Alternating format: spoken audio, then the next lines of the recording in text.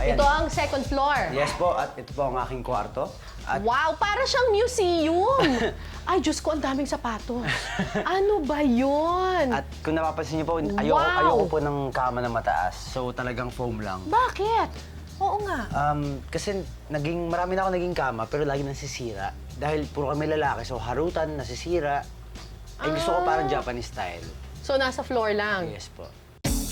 Umabot na raw ng 170 pairs ang koleksyon ng sapatos ni Mark. Ang ilan nga sa mga ito, ino-order pa ni Mark sa ibang bansa. Di, syempre, hindi mo naman nasusuot na itong lahat ng ito. Yes po, opo.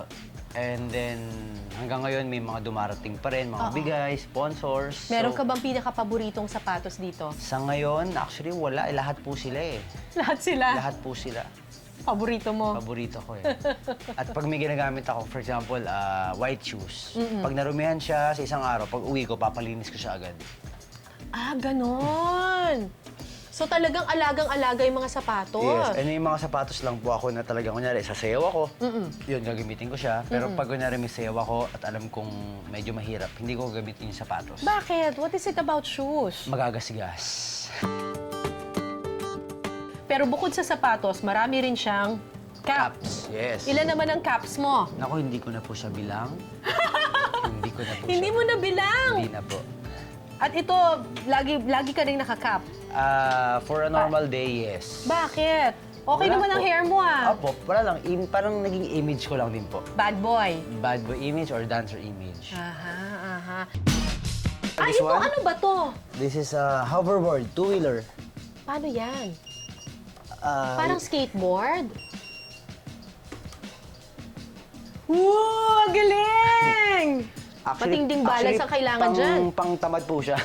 Pangtamad? Pang-tamad. Kasi pag nasa GMA po ako, laging nakaganito ako. Pag pupunta ako ng elevator, Yan ang ginagamit mo. katamaran na po yung nangyayari sa akin. Hindi ka na naglalakad. Hindi na po. Eh, pero matinding balanse ang kailangan dyan. Opo. Tapos ano, may mga tricks ba na ginagawa dyan? Well, yung mga bata sa Instagram, yung mga taga-States, sobrang grabe yung ginagawa nila. Ng mga tricks. Ikaw, Yes. ano namang alam mo? Magpa-under lang. Paandar pa lang. Naku, si Mark. Bata pa rin talaga. Pero bukod kay Jenilyn, marami pa raw na-leak sa'yo ng mga babae. Hindi ka lang daw bad boy of the dance floor, playboy ka rin daw. Totoo ba yun? Mapagmahal lang po. Ilan na naging girlfriend mo, Mark? Hindi ako mag-name drop. Ilan nga lang? Naku, baka mamaya abutin tayo dito hanggang 24 oras. Siguro mga 10? 10 to 13 na puro showbiz. 10 to 13 na puro showbiz. Medyo pihikan na kayo. Eh, ilan yung non-showbiz? Wala. Ah, wala. Puro showbiz. 10 to 13. Ito yung talagang legit na girlfriend, ha? Yung iba, 6 months lang. Ang pinakamatagal ko is Jen. Okay. And then si Ina. Si Ina. 5 years. Oo, 5 years kayo ni Ina. And, kumusta yung breakup ninyo? Was that a painful breakup? Yes, sobra. Like, di ba, nagka-baby ako. Hindi ko masabi sa kanya and to her family na harap-harapan na may kakaroon ako ng anak. That's why nagpatulong ako kay Nanay Lolit na sabi ko, Nay, interview mo ako sa Star Talk. Aaminin ko in public na may anak na ako at mag-sorry ako kay Ina and sa family niya. Kasi hindi ko ganun kasakit. Hindi ko magawang aminin sa kanya harap-harapan. And then, after a year, okay naman kami. We're still friends, family niya, okay pa rin naman. Pero immediately, how did she take it? Siyempre, nasaktan siya na sobra. Bakit hindi mo masabi sa kanya? Ganun ko siya minahal and the family itself. Na parang ang bigat, ang bigat.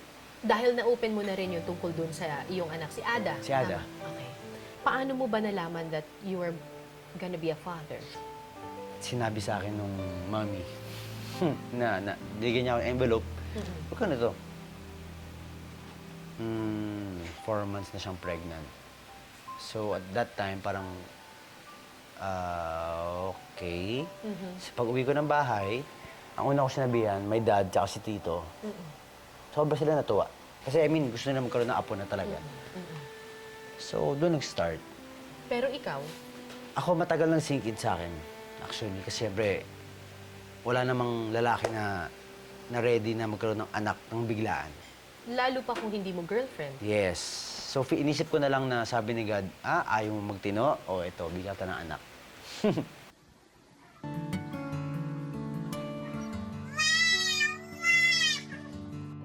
2 taong gulang na ang anak ni Mark na si Ada. Kahit gaano raw kabisi si Mark sa trabaho, naglalaan siya talaga ng oras para sa kanyang anak. Paano naging relationship ninyo nun? Civil. Ano yung naging arrangement ninyo? Civil. Basta sabi ko, suportahan ko si Ada, ibibigay ko sa kanya lahat ng kailangan niya. Na susuportahan ko siya kahit anong mangyari. Pumasok ba sa isip mo na ni-regret mo na may nangyari sa inyo? No, actually kasi si Ada, hindi ko siya tinake na parang naging problema, pagkakamali. Kasi si Ada yung pinaka-biggest blessing sa buhay ko.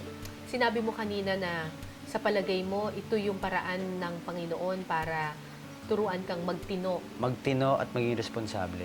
Bakit? Ano ba yung Mark Heras bago dumating si Ada? Well, hindi ako, parang na-enjoy ko yung showbiz. Siyempre, money, fame. So, masyado ako magastos, lalo sa sapatos, bilang ako ganito, bilang ganun. And then, na-realize ko na nung pumasok si Ada, tapos marami na akong kailangan ayusin for her future, parang sabi ko, okay, tatay na ako.